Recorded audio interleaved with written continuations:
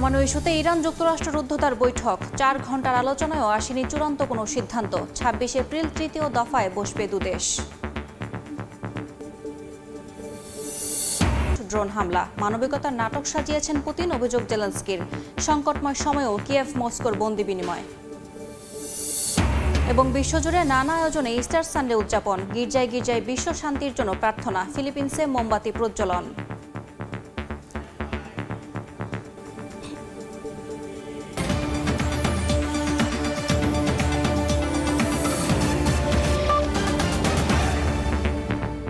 আন্তর্জাতিক সময়ের সঙ্গে আছি আমি ইয়াসমিন অনন্যা।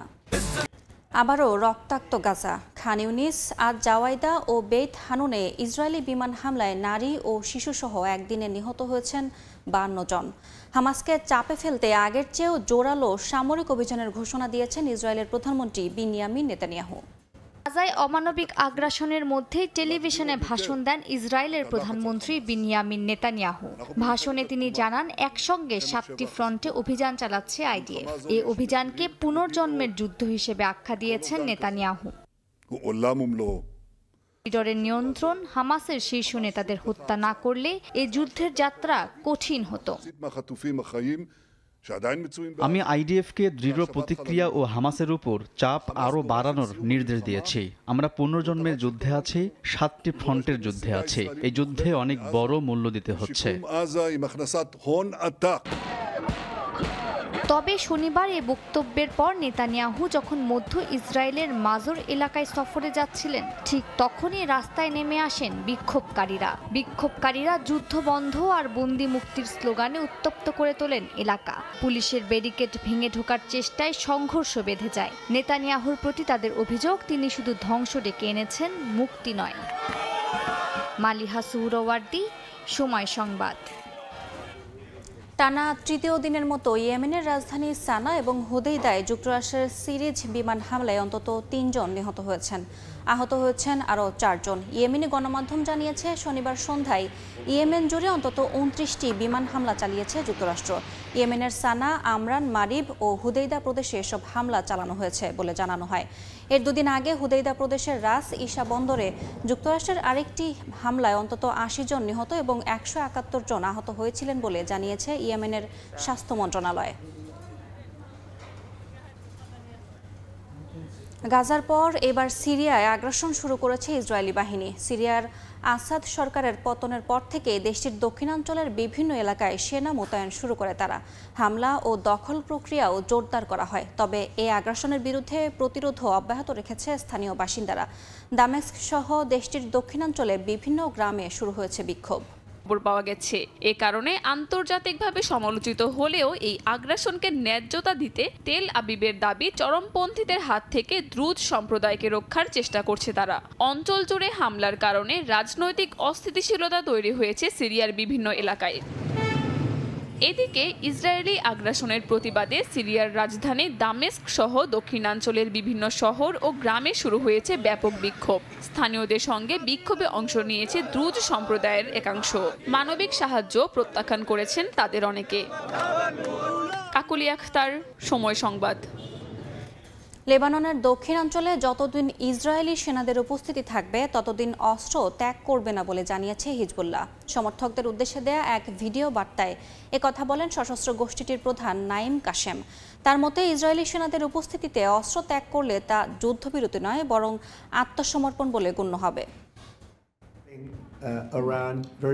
আলোচনার মাধ্যমে হোক বা চাপ প্রয়োগের মাধ্যমে বিশ্বজুড়ে যুদ্ধ থামাতে মরিয়া হয়ে উঠেছেন মার্কিন প্রেসিডেন্ট ডোনাল্ড ট্রাম্প। এবার সেই দৌড়ে কে লাভবান হলো আর কার ক্ষতি তা নিয়ে বিন্দুমাত্র মাথা ঘামাতে দেখা যাচ্ছে না তাকে। তবে হোয়াইট হাউসে ফেরার পর থেকে ট্রাম্পের নেওয়া নানাবিধ পদক্ষেপ তার ইসরায়েল ঘেঁষা মনোভাবকে স্পষ্ট করে ফুটিয়ে তুলেছে।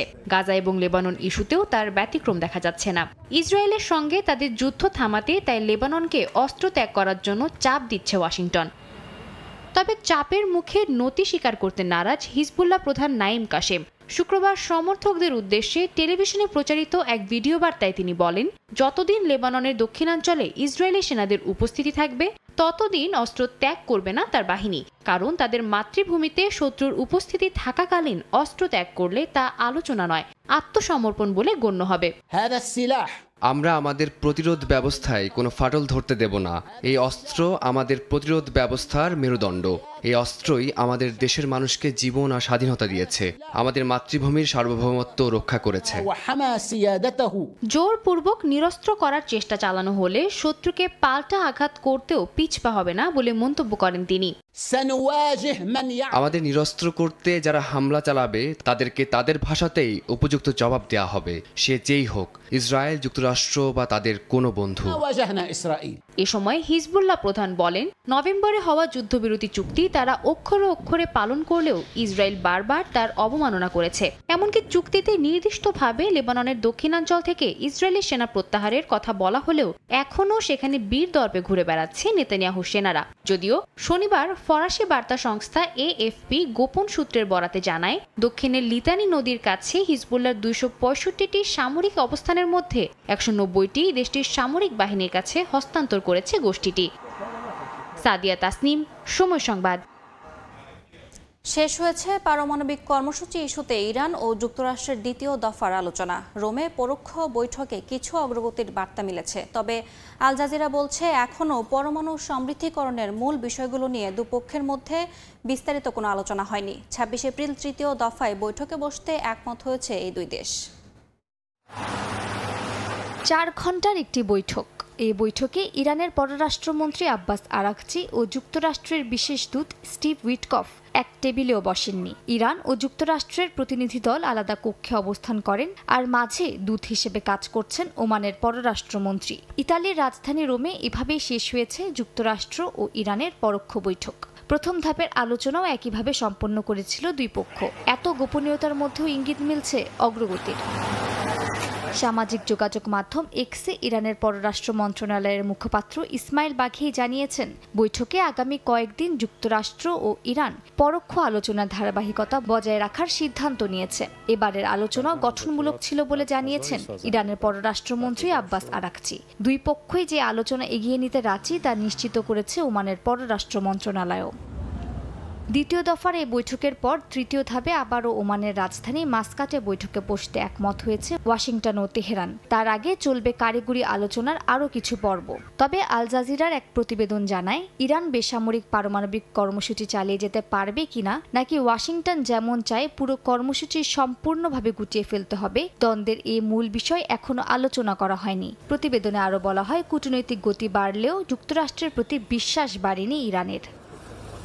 মালিহা সুহরওয়ার্দী, সময় সংবাদ। যুক্তরাষ্ট্রের সায় না পেলেও ইরানের পারমাণবিক স্থাপনায় হামলার পরিকল্পনা থেকে এখনও সরে আসেনি ইসরায়েল। তেল আবিব বলছে, হামাস, হিজবুল্লাহ, হাউথি ক্ষতি সামলাতে ব্যস্ত থাকায় এখনই আক্রমণের উপযুক্ত সময়। এজন্য বিমান হামলা কিংবা বিশেষ অভিযানের প্রস্তুতি চলছে। এই বসন্ত ও গ্রীষ্মে সীমিত পরিসরে হলেও আঘাত হানতে চায় তেল আবিব। ইরান বলছে, হামলা হলে উপযুক্ত জবাব দেওয়া হবে। ইরানের পরমাণু কর্মসূচি নিয়ে ক্রমেই কৌতূহল ও দুশ্চিন্তার পারদ বাড়ছে যুক্তরাষ্ট্র ও ইসরায়েলের। যে কোনো মূল্যে তেহরানকে পারমাণবিক অস্ত্র তৈরি থেকে বিরত রাখতে চায় দেশ দুটি। এজন্য আলাপ আলোচনার উপর জোর দিচ্ছেন মার্কিন প্রেসিডেন্ট ডোনাল্ড ট্রাম্প। তবে আলোচনার পরিবর্তে সামরিক পদক্ষেপ নিতে আগ্রহী ইসরায়েল। ডোনাল্ড ট্রাম্পের সায় না পেলেও ইরানে হামলার পরিকল্পনা চালিয়ে যাচ্ছেন বিনিয়ামিন নেতানিয়াহু। এই বসন্ত ও গ্রীষ্মে সীমিত পরিসরে হলেও আঘাত হানার উপায় খুঁজছে তেল আবিব। হামলার ধরন হতে পারে বিমান হামলা কিংবা বিশেষ বাহিনীর অভিযান, যার লক্ষ্য ইরানের সক্ষমতাকে অন্তত 1 বছর পিছিয়ে দেয়া। ইসরায়েলি পরিকল্পনার বিষয়ে ইরান বলছে, হামলা হলে যথাযথ জবাব দেয়া হবে। এর আগে নেতানিয়াহুর পরিকল্পনায় বাদ সেধেছিল ট্রাম্পের পূর্বসূরি বাইডেন প্রশাসনও। তবে এখন হামলার জন্য উপযুক্ত সময় ভাবছে ইসরায়েল, কারণ গাজায় হামাস ও লেবাননে হিজবুল্লাহ ব্যস্ত নিজেদের ক্ষতি সামলাতে, আর হাউথি বিদ্রোহীরা মার্কিন হামলায় পর্যুদস্ত। অবশ্য কবে আঘাত হানা হবে সে বিষয়ে স্পষ্ট কিছু বলেননি ইসরায়েলি কর্মকর্তারা। সাদিয়া তাসনিম, সময় সংবাদ। আন্তর্জাতিক সময় আরও থাকছে। ইলেকট্রনিক্স পণ্যের শুল্কারোপ নিয়ে সুর পাল্টালেন ট্রাম্প। স্মার্টফোন, কম্পিউটারও আসবে ট্যারিফের আওতায়। অনিশ্চয়তার মুখে প্রযুক্তি প্রতিষ্ঠানগুলো।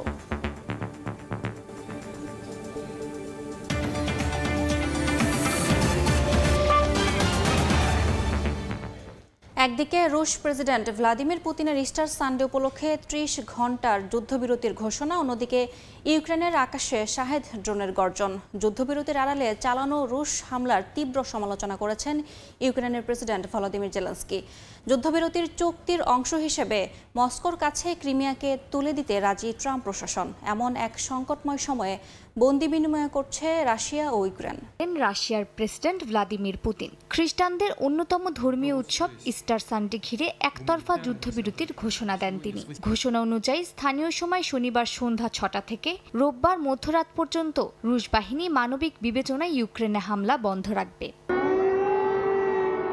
তবে পুতিনের এ ঘোষণার মাত্র 3 ঘন্টা পরেই কিয়েভের আকাশে বেজে ওঠে সাইরেন। এ ঘোষণার পর পুতিনকে একহাত নিলেন ইউক্রেনের প্রেসিডেন্ট ভলোদিমির জেলেনস্কি। সামাজিক যোগাযোগ মাধ্যমে রুশ প্রেসিডেন্টের ঘোষণার প্রতিক্রিয়ায় তিনি জানান, ইস্টারের দিন আকাশে শাহেদ ড্রোন ওড়ে, আর ওদিকে মানবতা নিয়ে নাটক করছেন পুতিন। ইউক্রেনের নিরাপত্তা বিষয়ক এক কূটনীতিক আল জাজিরাকে জানান, হোয়াইট হাউসের চোখে ভালো হওয়ার জন্যই মস্কো এমন মানবতার নাটক সাজিয়েছে। ইউক্রেনের বিমান বাহিনীর দাবি, শনিবার রাশিয়া 8টি মিসাইল ও 87টি ড্রোন ছুড়েছে। ইউক্রেনের কূটনীতিকদের মতো সাধারণ মানুষও পুতিনের এমন সিদ্ধান্ত নিয়ে সন্দেহ প্রকাশ করেছেন। খার্কিভের জনগণ পুতিনের যুদ্ধবিরতির ঘোষণাকে নিছক কৌতুক হিসেবেই দেখছেন। পুতিন এর আগেও অনেক প্রতিশ্রুতি দিয়েছেন, আগেরবারের মতো এবারও তা বাস্তবায়িত হবে না, যদিও আমি সত্যিই চাই যুদ্ধবিরতি হোক।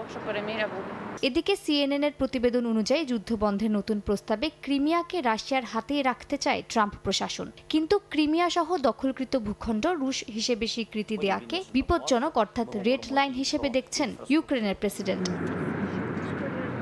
এই বিতর্কের মাঝে বন্দি বিনিময় করেছে রাশিয়া ও ইউক্রেন। দুই দেশে 246 জন করে বন্দীকে মুক্তি দেওয়া হয়েছে। জেলেনস্কি বলেন, এ নিয়ে রুশ আগ্রাসনের পর থেকে এখন পর্যন্ত 4500-র বেশি ইউক্রেনীয়কে মুক্ত করা হলো। মালিহা সুহরাওয়ার্দী, সময় সংবাদ। যুক্তরাষ্ট্রের ফ্লোরিডার পর এবার জর্জিয়ায় বন্দুক হামলার ঘটনা ঘটেছে। শুক্রবার সাউথ ফুলটন শহরে পুলিশের সঙ্গে বন্দুকযুদ্ধে এক অস্ত্রধারী নিহত হয় নিরাপত্তা বাহিনীর 2 সদস্য। এদিকে ফ্লোরিডা বিশ্ববিদ্যালয়ে বন্দুক হামলায় নিহতদের স্মরণে আয়োজন করা হয় শোকসভার। প্রায় প্রতিদিনই বন্দুক হামলার ঘটনা ঘটছে যুক্তরাষ্ট্রে। শুক্রবার জর্জিয়া অঙ্গরাজ্যের সাউথ ফুলটন শহরে একটি হোটেলের সামনে সন্দেহভাজন ব্যক্তি ঘোরাঘুরি করছে এমন খবর পায় পুলিশ। ঘটনাস্থলে পৌঁছালে নিরাপত্তা বাহিনীর সদস্যকে লক্ষ্য করে গুলি চালায় ওই ব্যক্তি। এ সময় পুলিশের বাকি সদস্যরা পাল্টা গুলি চালালে ঘটনাস্থলে নিহত হয় অস্ত্রধারী। এদিকে ফ্লোরিডার বিশ্ববিদ্যালয়ে বৃহস্পতিবারের গুলির ঘটনায় হতাহতদের স্মরণে শোকসভার আয়োজন করা হয়। শিক্ষার্থীদের অনেকেই ঘটনার দিনের ভয়াবহ অভিজ্ঞতার কথা জানান। সাধারণত আমি আর আমার এক বন্ধু ফিজিক্স ক্লাসের পর স্টুডেন্ট ইউনিয়নে গিয়ে একসঙ্গে খাই। খবরটা শোনার সঙ্গে সঙ্গে আমি ওকে মেসেজ করলাম, তুই ঠিক আছিস তো? ও জানালো আমি ভালো আছি। ঘটনা ভয়ঙ্কর, তবে এত দ্রুত এবং সুচারুভাবে এইসব আয়োজন সত্যিই প্রশংসনীয়। শুক্রবার পর্যন্ত ক্লাস বাতিল করা হয়েছে, রোববার পর্যন্ত খেলাধুলার আয়োজন স্থগিত করা হয়েছে, পাশাপাশি 1 মিনিট নীরবতা প্রার্থনা সভাও করেছে। মার্কিন গান ভায়োলেন্স আর্কাইভের তথ্য বলছে, চলতি বছর এ পর্যন্ত যুক্তরাষ্ট্রে 4100-র বেশি মানুষ বন্দুক সহিংসতায় প্রাণ হারিয়েছেন, যাদের মধ্যে কিশোরের সংখ্যা প্রায় 300। নাদিম মারজান, সময় সংবাদ। ও চীনের রাজনৈতিক টানাপোড়েনের মধ্যে পড়েছে অ্যাপলের মতো প্রযুক্তি জায়ান্ট। চীনা পণ্যের ওপর 245% শুল্ক আরোপ করলেও স্মার্টফোন ও কম্পিউটার এই শুল্কের আওতার বাইরে রাখার ঘোষণা দিয়েছিলেন ট্রাম্প। তবে সম্প্রতি নিজের সামাজিক মাধ্যম ট্রুথ সোশ্যালে জানিয়েছেন, এবার পুরো ইলেকট্রনিক্স সরবরাহের ওপর শুল্ক আরোপ করবেন তিনি। এতে অনিশ্চয়তার মধ্যে রয়েছে প্রযুক্তি প্রতিষ্ঠানগুলো। Designed in California, assembled in China, আইফোনের এই লেবেল বিশ্ব বাণিজ্যের প্রতিছবি। বিশ্বজুড়ে বছরে 22 কোটিরও বেশি আইফোন বিক্রি করে অ্যাপল। এর মধ্যে প্রায় 90%ই তৈরি হয় চীনে। আইফোনের স্ক্রিন থেকে শুরু করে ব্যাটারি, প্রায় সব যন্ত্রাংশই সেখানে উৎপাদিত, সংযোজিত এবং সেখান থেকেই বিশ্ববাজারে ছড়িয়ে পড়ে। তবে ট্রাম্প প্রশাসনের নতুন ট্যারিফ নীতিতে এই সরবরাহ ব্যবস্থা পড়েছে অনিশ্চয়তার মুখে। চীনা পণ্যের ওপর মার্কিন শুল্ক বেড়ে দাঁড়িয়েছে 245% পর্যন্ত, যদিও আপাতত স্মার্টফোন ও কম্পিউটার এই শুল্কের আওতার বাইরে। তবে সম্প্রতি প্রেসিডেন্ট ডোনাল্ড ট্রাম্প তার সামাজিক মাধ্যম ট্রুথ সোশ্যালে জানিয়েছেন আরও শুল্ক আসছে এবং এবার নজর পড়ছে পুরো ইলেকট্রনিক সরবরাহের ওপর, যার মধ্যে রয়েছে সেমিকন্ডাক্টর থেকে শুরু করে সব ধরনের যন্ত্রাংশ। এতে চাপে পড়েছে অ্যাপল, যাদের ব্যবসার মূল ভিত্তি গড়ে উঠেছে বৈশ্বিক উৎপাদন কাঠামোর ওপর। শুল্ক নীতির কারণে অ্যাপেলের শুধু উৎপাদন ব্যয় বাড়বে না, বরং পণ্যের দামও বাড়তে পারে মার্কিন বাজারে, যার সরাসরি প্রভাব পড়বে ক্রেতা ও কোম্পানির ওপর। এর পাশাপাশি চীনের উপর নির্ভরশীলতা কমাতে অ্যাপেলকে অন্য দেশে কারখানা স্থানান্তরের চিন্তাও করতে হচ্ছে, যা সময় সাপেক্ষ ও ব্যয়বহুল। বিশ্লেষকদের মতে এই দ্বন্দ্ব শুধু ব্যবসায় নয়, বরং প্রযুক্তির ভবিষ্যতেও অনিশ্চয়তায় পড়তে পারে। ইয়াসিন মোহাম্মদ জিসান, সময় সংবাদ। স্টিলটেক মানে গুণগত মানের নিশ্চয়তা। It's all about stainless style. চলমান মূল্যস্ফীতি আর ডিমের ঘাটতির কারণে নিত্য প্রয়োজনীয় পণ্য কিনতে মেক্সিকো যাচ্ছেন যুক্তরাষ্ট্রের নাগরিকরা। দেশটির কৃষি পণ্যের বাজারে দেখা দিয়েছে মার্কিনদের ঢল। লাগাম ছাড়া মূল্যবৃদ্ধি মানুষের দৈনন্দিন জীবনে ফেলছে বড় প্রভাব। যুক্তরাষ্ট্র মেক্সিকো সীমান্ত শহর টিওয়ানার বাজারগুলোয় চোখ পড়লে দেখা যাচ্ছে মার্কিন নাগরিকদের ভিড়। গাড়ির নম্বর প্লেট বলছে তারা এসেছে ক্যালিফোর্নিয়া থেকে। ডিম সহ নিত্য প্রয়োজনীয় পণ্য কিনতে পাড়ি দিচ্ছেন মাইলের পর মাইল। অস্বাভাবিক মূল্যবৃদ্ধির কারণে দেখা যাচ্ছে এই দৃশ্য। মার্কিন বাজার বর্তমানে সাধারণ মানুষের নাগালের বাইরে চলে গেছে বলে জানাচ্ছেন সাধারণ মানুষ। ওয়ালমার্টের মতো সুপার শপে কয়েক বছর আগেও 18টা ডিমের দাম $1 থেকে $2 মতো ছিল, এখন তা প্রায় $10 পৌঁছেছে। যুক্তরাষ্ট্রের শ্রম পরিসংখ্যান ব্যুরোর তথ্য অনুযায়ী 1 ডজন ডিমের দাম মার্চে পৌঁছেছে রেকর্ড উচ্চতায়। এর পেছনে রয়েছে দীর্ঘদিন ধরে চলা বার্ড ফ্লু মহামারী, উৎপাদন ব্যয় বৃদ্ধি এবং বাজারে সরবরাহের সংকটের মতো কারণ। শুধু ডিম নয়, দুধ ও অন্যান্য পণ্যের দামও বেড়েছে চোখে পড়ার মতো। মার্কিন কৃষি বিভাগের তথ্য বলছে 2020 সাল থেকে লাগাতার খাদ্যদ্রব্যের দাম বাড়ছে। 2022 সালে মুদ্রাস্ফীতির হার ছিল 9.9%, যা ছিল 4 দশকের সর্বোচ্চ। যদিও 2023 ও 24 সালে কিছুটা হ্রাস পেয়েছে, তবুও দাম এখনও করোনা মহামারীর আগের সময়ের চেয়ে অনেক বেশি। জীবনযাত্রার ব্যয় বাড়লেও সে তুলনায় এখনও সীমিত আয়, তাই বাধ্য হয়ে কম খরচে চলার নতুন কৌশল খুঁজছে অনেকে। এমন পরিস্থিতিতে ডোনাল্ড ট্রাম্পের শুল্ক নীতিকে দুষছেন অনেকে। অর্থনীতিবিদরা বলছেন আন্তর্জাতিক বাণিজ্যে শুল্ক বাড়ানো ব্যবসায়িক ব্যয় বাড়িয়ে দিচ্ছে, যার চূড়ান্ত চাপ পড়ছে সাধারণ মানুষের কাঁধে। ইয়াসিন মোহাম্মদ জিসান, সময় সংবাদ। ভারতের দিল্লিতে 4 তলা ভবন ধসে প্রাণ গেছে অন্তত 11 জনের। শনিবার স্থানীয় সময় ভোর রাতে মোস্তফাবাদ এলাকায় এই ঘটনা ঘটে। খবর পেয়ে দ্রুত সেখানে পৌঁছায় উদ্ধারকারী দল। ঘটনাস্থল থেকে 14 জনকে উদ্ধার করা হলেও ধ্বংসস্তূপের মধ্যে অনেকে আটকে আছেন বলে জানিয়েছে পুলিশ। ভবন ধসের কয়েক ঘন্টা আগে ভারী বৃষ্টি ও বজ্রপাত হয় শহরের বেশ কয়েকটি এলাকায়।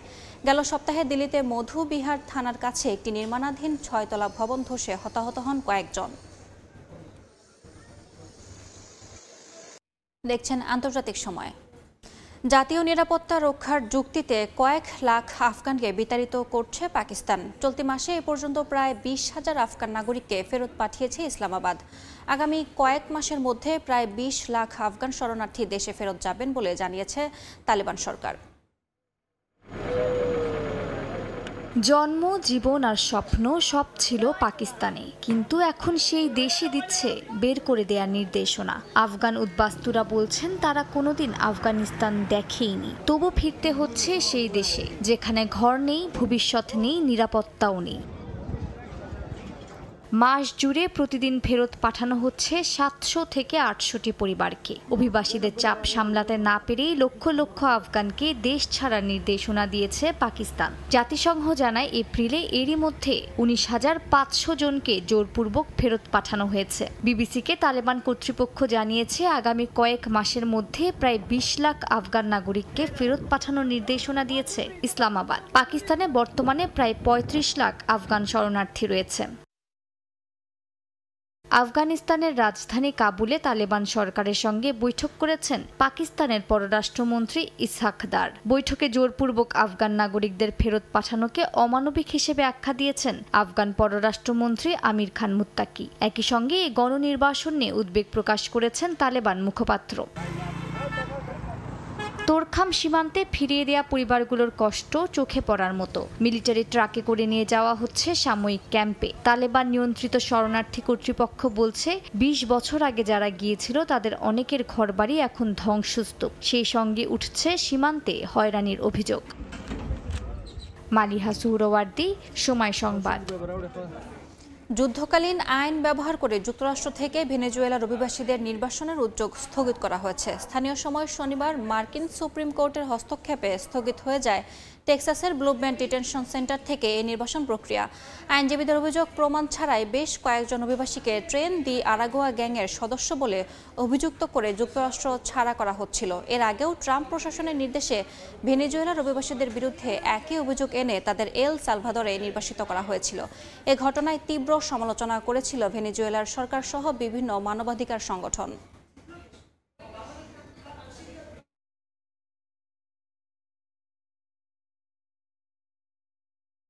দেখছেন আন্তর্জাতিক সময়। প্রবাসী বাংলাদেশিদের সঙ্গে সঙ্গে পশ্চিমা ভাবধারার দেশ অস্ট্রেলিয়ায় বেড়ে চলেছে মুসলিম অভিবাসীর সংখ্যা। একাধারে বেড়েছে মসজিদ আর মুসলমানদের নানা রীতিনীতির আয়োজন। ধীরে ধীরে সুনামের সঙ্গে মূলধারার জীবনযাত্রায় জায়গা করে নিচ্ছে এসব রীতিনীতি। অস্ট্রেলিয়া থেকে এস.এম. আমিনুল রুবেলের রিপোর্ট। তিমুর সাগর পার হয়ে ১৬০০ শতকের শুরুর দিকে বাণিজ্যের উদ্দেশ্যে ইন্দোনেশিয়া থেকে অস্ট্রেলিয়ায় প্রথম মুসলিমদের আগমন ঘটে। ১৮৩৮ সালে মরুভূমিতে পণ্য সরবরাহের জন্য আফগানিস্তান থেকে ব্রিটিশ জাহাজে করে অস্ট্রেলিয়ায় নিয়ে আসা হয় অসংখ্য উটসহ মুসলিম উট চালক। এরও প্রায় ৩৩ বছর পর অ্যাডিলেড থেকে ৬০০ কিলোমিটার দূরে মরুভূমিতেই প্রতিষ্ঠিত হয় অস্ট্রেলিয়ার প্রথম মসজিদ। বিশাল মহাদেশ রাষ্ট্র অস্ট্রেলিয়ার জনসংখ্যা মাত্র ২,৬৬,০০,০০০ লাখ। ধর্মনিরপেক্ষ দেশটিতে ৪০% মানুষই কোনো ধর্ম পালন করে না। তবে ধর্মের প্রতি কম বয়সী অস্ট্রেলিয়ানদের অনাগ্রহ থাকলেও দ্রুতই বেড়ে চলেছে অস্ট্রেলিয়ার মুসলিম জনসংখ্যা। ২০২৫ সালের শেষ নাগাদ অস্ট্রেলিয়ায় মুসলমানের সংখ্যা ১০ লাখ ছাড়িয়ে যাবে বলে ধারণা করা হচ্ছে, যা মোট জনসংখ্যার প্রায় ৪ ভাগ। অস্ট্রেলিয়ায় শিশু জন্ম নিয়ে জনসংখ্যা বৃদ্ধির হার প্রায় ঋণাত্মক হলেও সর্বশেষ আদমশুমারিতে দেখা গেছে মুসলিম প্রবাসীদের শিশু জন্মের হার কয়েক গুণ বেশি। তবে অস্ট্রেলিয়ায় উল্লেখযোগ্য হারে মুসলিম জনসংখ্যা বৃদ্ধির জন্য প্রধান কারণ হিসেবে অভিবাসীদের আগমনকে চিহ্নিত করেছে সরকার। বর্তমানে অস্ট্রেলিয়ায় প্রায় ১ লক্ষ বাংলাদেশি বসবাস করে। ২০০০ সালের পর অস্ট্রেলিয়ায় উল্লেখযোগ্য হারে বাংলাদেশি প্রবাসী স্থায়ীভাবে বসবাস শুরু করে। করোনা পরবর্তী গেল ২ বছরে উচ্চশিক্ষার জন্য রেকর্ড সংখ্যক বাংলাদেশি অস্ট্রেলিয়ায় পাড়ি জমায়। এছাড়াও অস্ট্রেলিয়ার মুসলিমদের একটি বড় অংশ Lebanon, Indonesia, Iran, Afghanistan, Pakistan সহ ইউরোপ থেকেও আসা। এস.এম. আমিনুল রুবেল, সময় সংবাদ। আন্তর্জাতিক সময়। বলিভিয়ার ওরুরু অঞ্চলে বালু দিয়ে যীশুখ্রিস্ট, বাইবেল সহ বিশালাকার সব ভাস্কর্য তৈরি করেছেন শিল্পীরা। গুড ফ্রাইডে উপলক্ষে আয়োজন করা হয় এই ব্যতিক্রমী উৎসব। প্রতি বছরের মতো এবারও দর্শনার্থীদের ভিড় ছিল চোখে পড়ার মতো। বলিভিয়ার ওরুরু কোচিরা যেন রূপ নিয়েছে বিশাল এক বালুর ক্যানভাসে। বিশাল বিশাল সব ক্যানভাসে বাইবেল আর অসাধারণ সব ভাস্কর্য তৈরিতে ব্যস্ত শিল্পীরা। গুড ফ্রাইডে উপলক্ষে কোচিরায়ের এই পাহাড়ি এলাকায় আয়োজিত উৎসবে ২০০-র বেশি শিল্পী অংশ নিয়েছেন। আমি প্রথমবার এসেছি। সিমেন্ট বা রঙের মতো নয়, বালু দিয়ে কাজ করা মানে সময়ের সঙ্গে যুদ্ধ করা।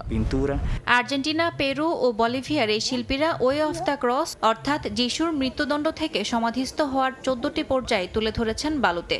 মুসা, রাজা সাউল, সলোমন, দাভিদ, জোনা, তিমিমাছ এবং যিশুর জন্মের দৃশ্যসহ অনেক ধর্মীয় গল্প রূপ নিয়েছে সূক্ষ্ম বালুর ছোঁয়ায়। এটা উঁচু মালভূমির এলাকা। এরপর আমরা কোচিরায়ের বালুতে বাইবেলের বিভিন্ন চরিত্রকে জীবন্ত রূপ দেওয়ার চেষ্টা করছি। প্রতি বছরের মতো এবারও দর্শনার্থীদের ভিড় ছিল চোখে পড়ার মতো। কেউ ছবি তুলছে, কেউ নীরবে তাকিয়ে আছে যিশুর শোকার্ত মুখে। ভাস্কর্যগুলোতে ধর্মীয় চেতনার সঙ্গে মিশেছে সৃজনশীলতার নিপুণ ছাপ। ১৯তম বারের মতো আয়োজিত এই উৎসব হয়ে উঠেছে বলিভিয়ার অন্যতম সাংস্কৃতিক ঐতিহ্য। ইয়াসমিন অনন্যা, সময় সংবাদ। ধর্মীয় রীতিনীতি মেনে বিশ্বের বিভিন্ন দেশে উদযাপিত হচ্ছে ইস্টার সানডে। মোমবাতি হাতে অতীতের করা ভুল ত্রুটি ও পাপ মোচনের জন্য ঈশ্বরের কাছে প্রার্থনা করেন ফিলিপিন্সের ক্যাথলিক খ্রিস্ট ধর্মাবলম্বীরা। আতশবাজির আলোতে শত বছরের পুরানো ঐতিহ্য মেনে উৎসবে মাতেন গ্রিসের চিওস দ্বীপের বাসিন্দারা।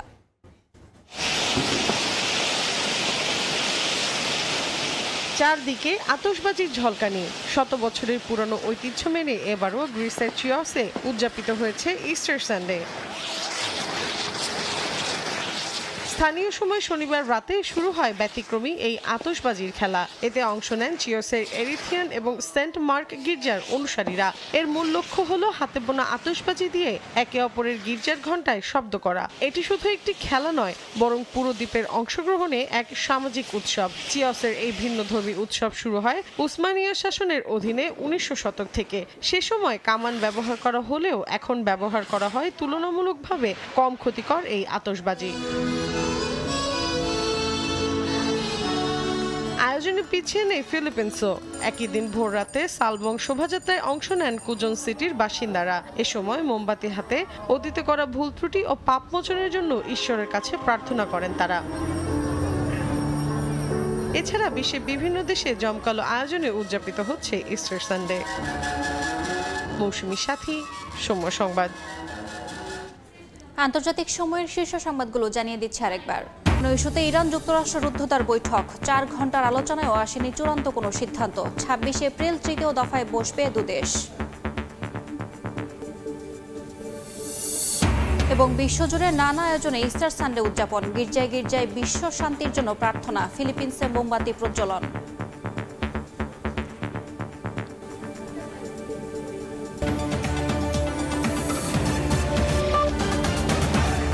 এই ছিল আন্তর্জাতিক সময়ের সঙ্গে থাকুন সময়ের।